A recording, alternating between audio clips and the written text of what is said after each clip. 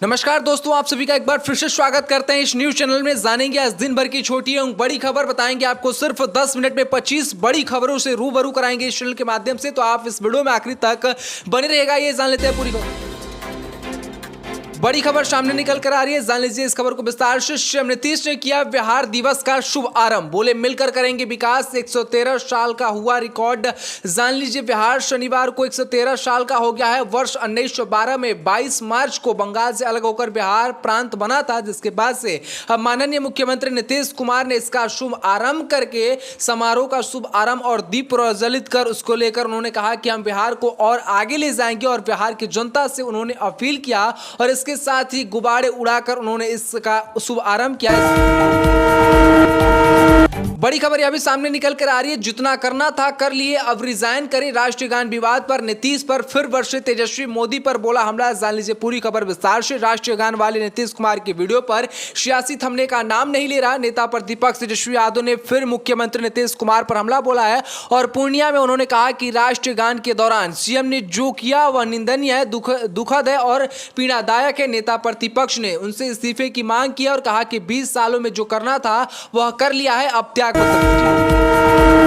बड़ी खबर सामने निकल कर आ रही है, अमित शाह बिहार दौरे पर आ रहे हैं। इसके लेकर बिहार में बीजेपी का चुनावी शंखनाद इसी महीने होने वाला है। केंद्रीय गृह मंत्री अमित शाह 2 दिन यानी 2 दिवसीय बिहार दौरे पर आ रहे हैं और इस दौरान 30 मार्च को गोपालगंज में बड़ी रैली होगी। गृह मंत्री पटना में एनडीए नेताओं के साथ बैठक भी करेंगे और जीत का मंत्र अपने नेताओं को देंगे और इसके साथ बिहार की जनता को एक बार फिर से साधने की कोशिश करेंगे। तो इस वक्त यह बेहद बड़ी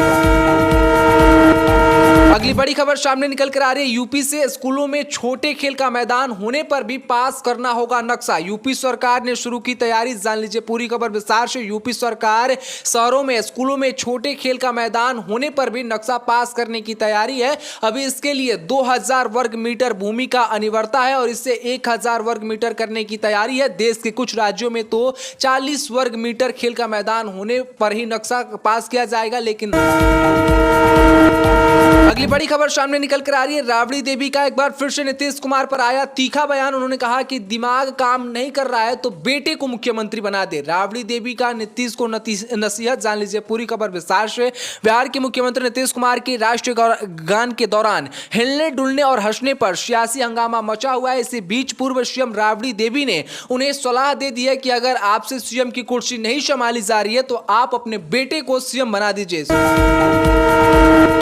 अगली बड़ी खबर सामने निकल कर आ रही है, सीएम रेखा गुप्ता ने बताया कब से शुरू होगा दिल्ली विधानसभा का बजट सत्र, बोली हर वर्ग से मिलेंगे सुझाव। जान लीजिए पूरी खबर विस्तार से। दिल्ली की मुख्यमंत्री रेखा गुप्ता ने शनिवार को एक प्रेस कॉन्फ्रेंस करते हुए दिल्ली विधानसभा के बजट सत्र की जानकारी दी और सीएम ने बताया कि बजट सत्र 24 मार्च से शुरू होगा जो 28 मार्च तक चलेगा। साथ ही उन्होंने कहा कि हो सकता है कि सत्र उससे आगे तक भी चल जाए। इसको लेकर उन्होंने बेहद बड़ी जानकारी साझा किया है। तो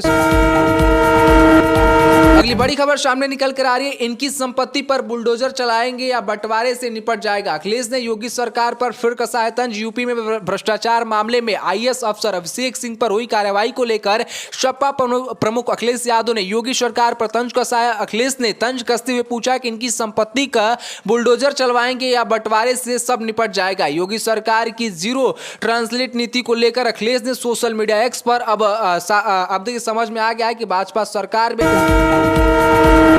अगली बड़ी खबर सामने निकल कर आ रही है, प्रशांत किशोर को लेकर। आइए जान लेते हैं नीतीश कुमार की वीडियो पर तेजस्वी के साथ प्रशांत किशोर सुशील मोदी का नाम लेकर किया यह वादा। जान लीजिए पूरी खबर विस्तार से। प्रशांत किशोर ने कहा कि सीएम ने सचमुच राष्ट्रगान का अपमान किया है क्योंकि उन्होंने मानसिक स्वास्थ्य ठीक नहीं है। यह बात प्रधानमंत्री नरेंद्र मोदी और गृह मंत्री अमित शाह भी जानते हैं, लेकिन वोट के लालच में कुछ नहीं कर रहे हैं। इसको लेकर प्रशांत किशोर ने भी एक बार फिर से बेहद तीखा बयान सामने रखा है और सरकार पर बेहद बड़ा।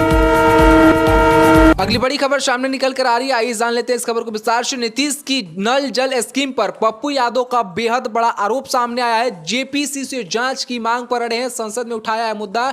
लोकसभा में नदियों के प्रदूषण, बाढ़ प्रबंधक और जल संकट जैसे गंभीर मुद्दाओं को उठाकर सरकार की नीतियों पर पप्पू यादव ने सवाल खड़े किए। उन्होंने कहा कि नदियों को भगवान मानने के बजाय उन्हें स्वच्छ और जीवनदायिनी बनाने पर ध्यान देना चाहिए।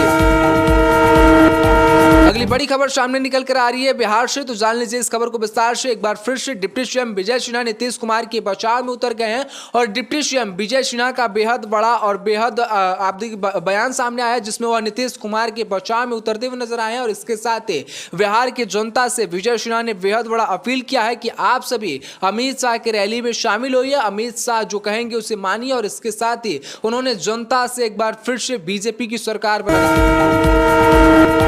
अगली बड़ी खबर सामने निकल कर आ रही है, हर काम के बदले मंत्री मांग रहे हैं 10% कमीशन, अफसरों को मोटी चमड़ी का बताने पर अतीशा का बड़ा आरोप। अतीशा ने कहा कि यही कारण है कि आज जब अफसर यह कमीशन देने से मना कर रहे हैं तो अफसरों के साथ गाली गलौज की जा रही है, सस्पेंड करने की धमकी दी जा रही है। इसी कारण से आने वाले दिनों में बहुत सारे अफसर दिल्ली सरकार छोड़कर बाहर ट्रांसफर ले लेंगे। इसको लेकर अतीशा की तरफ से एक बार फिर से दिल्ली सरकार पर बेहद तीखा हमला सामने आया। अतीशा ने एक बार फिर से दिल्ली सरकार पर बेहद बड़ा सवाल खड़ा।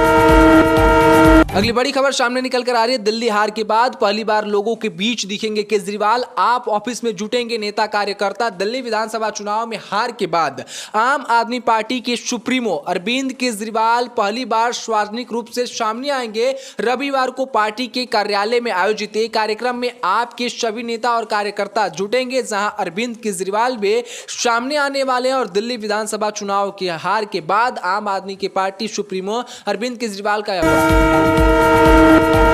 बड़ी खबर सामने निकल कर आ रही है, जीतन राम मांझी ने कहा कि अगर नीतीश कुमार के बेटे राजनीतिक में आते हैं तो हम उनका दिल से स्वागत करेंगे। जी हां दोस्तों, जीतन राम मांझी से जब पूछा गया कि अगर नीतीश कुमार के बेटे राजनीतिक में आते हैं तो इस पर आप क्या राय देंगे, इस पर आप क्या कहना चाहेंगे, जिस पर जीतन राम मांझी की तरफ से एक बार सुनहरा आप देखिए उन्होंने एक बार नीतीश कुमार के बेटे को लेकर बयान दिया। उन्होंने कहा कि नीतीश कुमार के बेटे अगर राजनीतिक में आते हैं तो हम उनका दिल से स्वागत करेंगे। इसको लेकर उनकी तरफ से बेहद बड़ा बयान सामने आया। अगली बड़ी खबर सामने निकल कर आ रही है, आइए जान लेते हैं इस खबर को विस्तार से। चुनावी मोड में है बीजेपी, बिहार के प्रवासी वोटर्स को साधने का गेम मेगा प्लान दिल्ली से होगा आगाज। जान लीजिए पूरी खबर विस्तार से। बिहार में इसी साल होने वाले विधानसभा चुनाव के मद्देनजर बिहार भाजपा प्रवासी श्रमिकों को साधने में जुट गई है।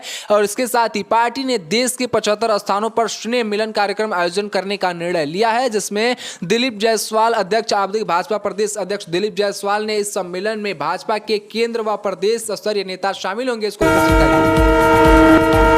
बड़ी खबर सामने निकल कर आ रही है, शरद पवार ने अलग हुए भतीजे अजीत पवार से मुलाकात की, सहयोगी संजय राउत ने कसा तंज। जान लीजिए पूरी खबर विस्तार से। राष्ट्रीय कांग्रेस पार्टी के अध्यक्ष शरद पवार ने एक बार फिर से शनिवार को अपने भतीजे और महाराष्ट्र के उप मुख्यमंत्री अजीत पवार से पुणे स्थित वसंत दादा आपदे के शुगर इंडस्ट्री में मुलाकात किया। और इस मुलाकात पर शरद पवार के सहयोगी और शिवसेना सांसद संजय राउत ने तीखी प्रतिक्रिया दी। बड़ी खबर सामने निकल कर आ रही है, अगर आप भी बागेश्वर वाले बाबा धीरेन्द्र कृष्ण शास्त्री के समर्थक है तो आपके लिए बेहद बड़ी खबर और बेहद बड़ी जानकारी हम लेकर सामने आ चुके हैं। धीरेन्द्र शास्त्री मेरठ में कहेंगे हनुमंत कथा और वीडियो जारी कर कहा कि तैयार रहो, हम जल्दी आने वाले हैं। मेरठ वासियों, 25 मार्च को मेरठ के जागृत बिहार में होने वाले आचार्य धीरेन्द्र शास्त्री की हनुमंत कथा को लेकर आयोजन समिति के साथ साथ शहर की जनता भी काफी उत्साहित नजर आ रही है। सभी तैयारियों को पूरा किया जा रहा है। इसको लेकर बेहद बड़ी इस वक्त की जानकारी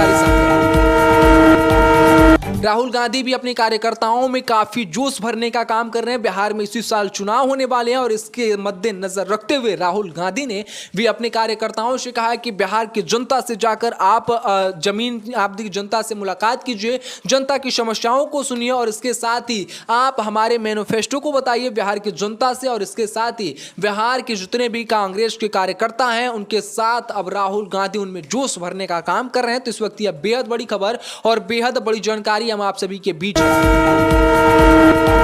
बड़ी खबर सामने निकल कर आ रही है, जान लीजिए इस खबर को विस्तार से। नागपुर हिंसा के गुनहगारों से वसूली जाएगी कीमत, नहीं चुकाया तो बुलडोजर चलेगा। सीएम फडणवीस का एक बार फिर से तीखा ऐलान सामने आया। नागपुर हिंसा को लेकर मुख्यमंत्री देवेंद्र फडणवीस ने सख्त रूप अपनाते हुए साफ कर दिया कि सार्वजनिक संपत्ति को जो नुकसान हुआ है उसकी भरपाई दंगाइयों से कराई जाएगी, वरना बुलडोजर चलवाया जाएगा। एक बार फिर से उन्होंने अलग ही अंदाज में एक बार फिर से दंगाइयों को चेतावनी दे दी है। तो इस वक्त यह बेहद बड़ी खबर और बेहद बड़ी जानकारी सामने लाए हैं। तो इस वीडियो